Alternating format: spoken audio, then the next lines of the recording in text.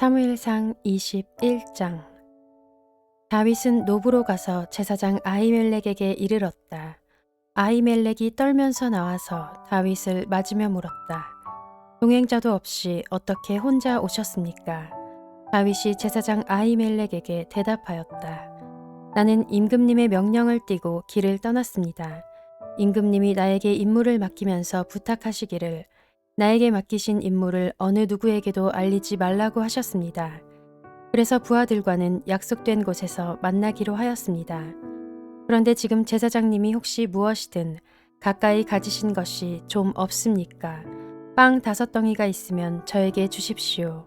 그렇게 안 되면 있는 대로라도 주십시오. 그러자 제사장이 다윗에게 말하였다. 지금 보통 빵은 내게 없고 있는 것은 거룩한 빵뿐입니다. 그 젊은이들이 여자만 가까이 하지 않았다면 줄 수가 있습니다. 다윗이 제사장에게 말하였다.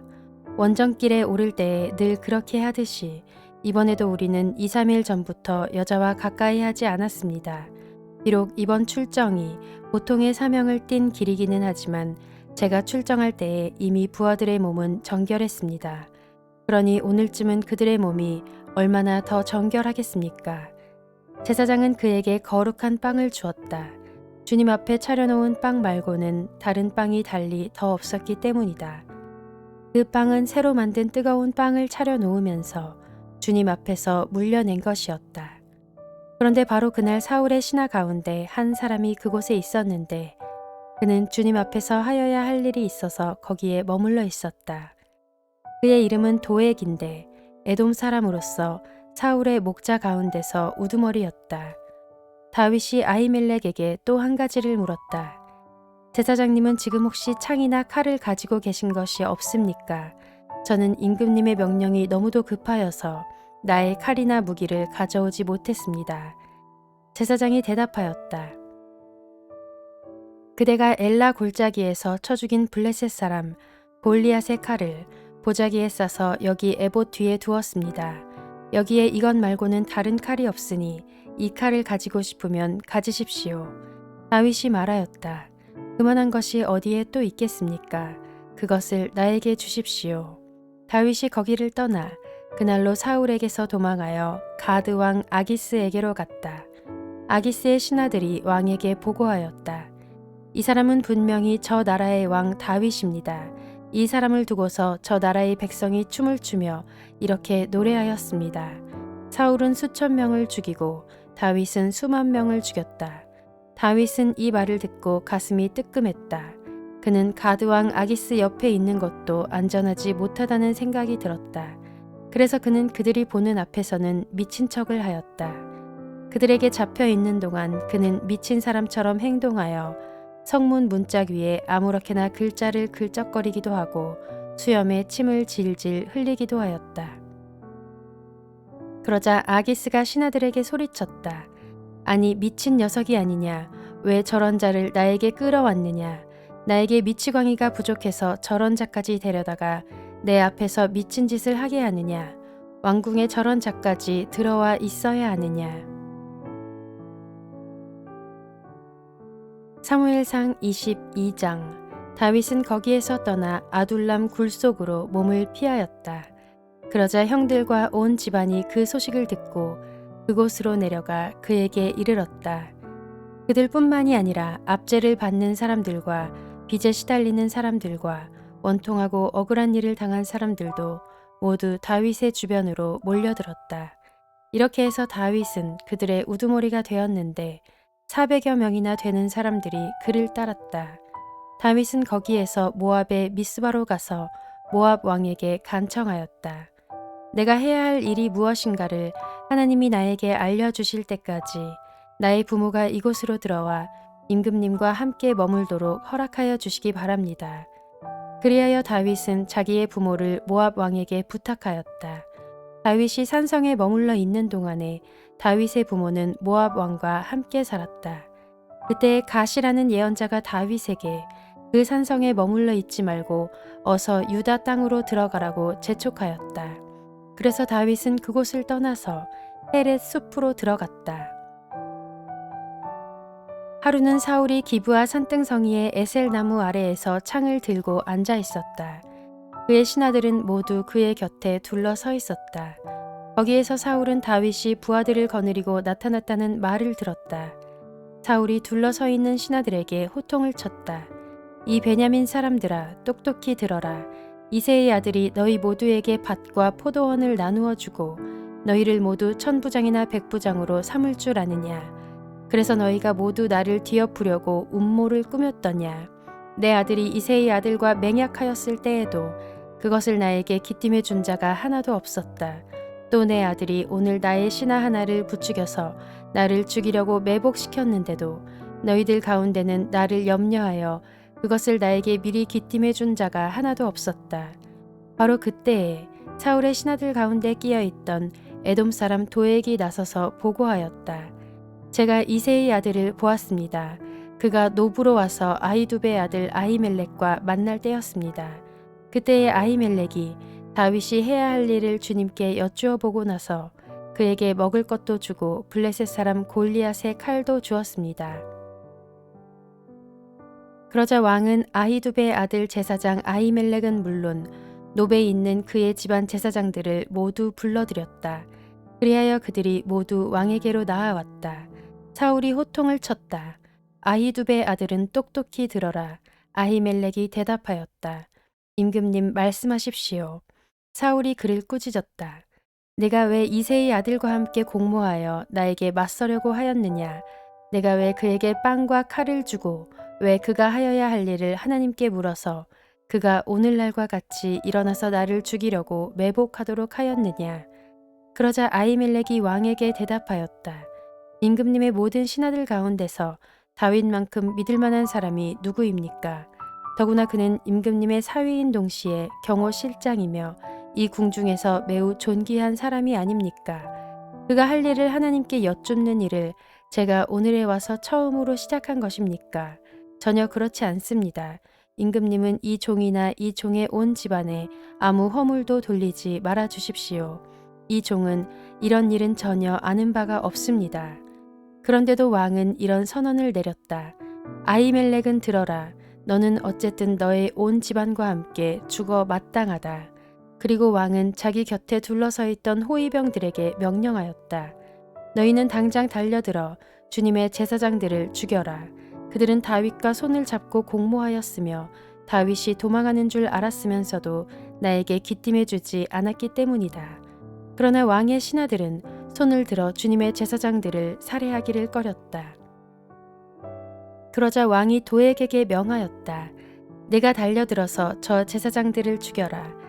그러자 에돔 사람 도액이 서슴없이 달려들어서 그 제사장들을 죽였는데 그가 그날 죽인 사람은 모시 에봇을 입은 제사장만도 85명이나 되었다.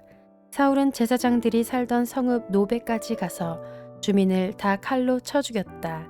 그는 남자와 여자, 어린이와 젖먹이, 소떼나 나귀떼나 양떼를 가리지 않고 모두 칼로 쳐서 죽였다.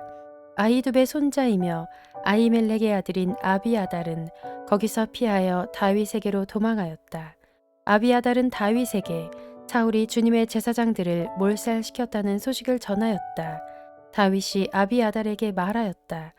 그날 내가 에돔 사람 도액을 거기에서 보고서 그가 틀림없이 사울에게 고자질하겠다는 것을 그때에 이미 짐작하였소. 제사장의 집안이 몰살당한 것은 바로 내가 책임져야 하오. 이제 두려워하지 말고 나와 함께 지냅시다. 이제 나의 목숨을 노리는 사람이 바로 당신의 목숨을 노리는 사람이기도 하니 나와 함께 있으면 안전할 것이요.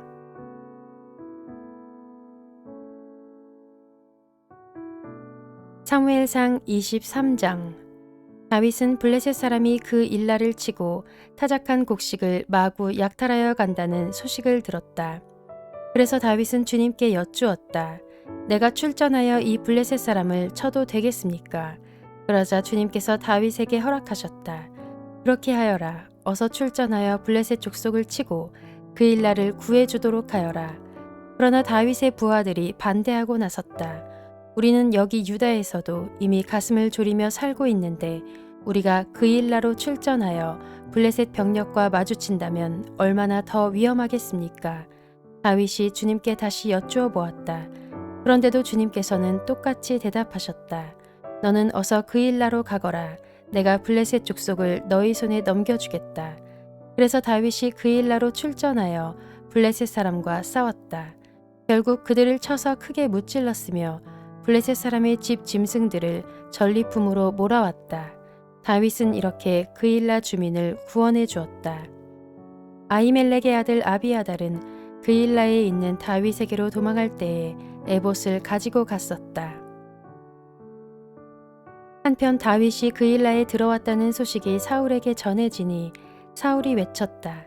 이제는 하나님이 그자를 나의 손에 넘겨주셨다. 성문과 빗장이 있는 성읍으로 들어갔으니 도간에 든 쥐다. 그래서 사울은 군대를 소집하여 그일라로 내려가서 다윗과 그의 부하들을 포위하게 하였다. 다윗은 사울이 자기를 해치려고 음모를 꾸미고 있다는 사실을 알고서 제사장 아비아달에게 에봇을 가져오게 하였다. 다윗이 하나님께 아뢰었다. 주 이스라엘의 하나님, 사울이 나를 잡으려고 그일라로 와서 이 성읍을 멸망시키기로 결심하였다는 소식을 이 종이 확실하게 들었습니다. 그일라 주민이 나를 사울의 손에 넘겨주겠습니까? 이 종이 들은 소문 그대로 사울이 내려오겠습니까? 주 이스라엘의 하나님, 이 종에게 대답하여 주십시오. 주님께서 대답하셨다. 그가 내려올 것이다.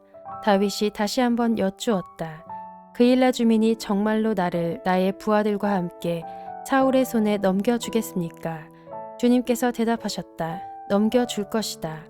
그래서 다윗은 600명쯤 되는 부하를 거느리고 그일라에서 벗어나 떠돌아다녔다.